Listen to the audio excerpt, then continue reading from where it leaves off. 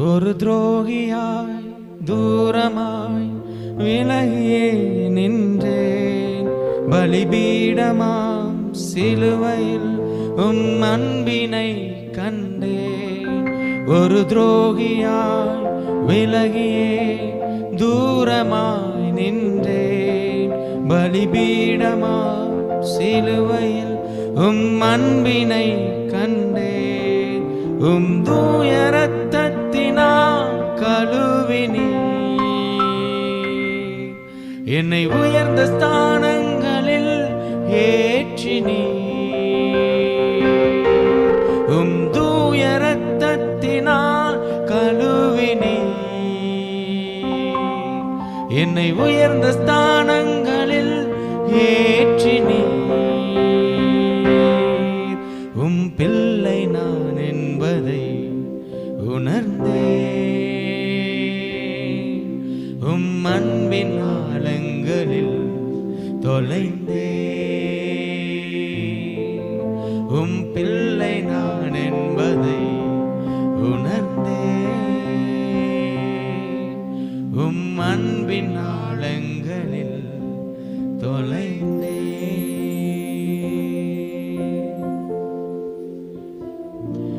தேவரீர் உம்முடைய சமூகத்திலே உம்முடைய சன்னிதானத்திலே நிற்க தகுதியில்லாத அடிமையையும் தேவரீர் நீர் தெரிந்தெடுத்து ராஜா எந்த மனுஷனையும் உம்மாலே பிரகாசிப்பிக்க முடியும் என்பதற்கு சாட்சியாய் அடியேனையும் தெரிந்தெடுத்தீர் ராஜா.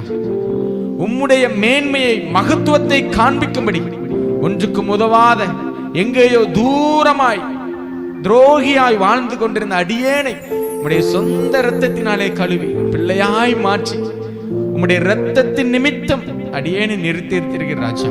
அந்த இரத்தத்தின் வல்லமையினாலே தொடர்ந்து அடியேனை நீங்க இடைகட்டுங்கப்பா.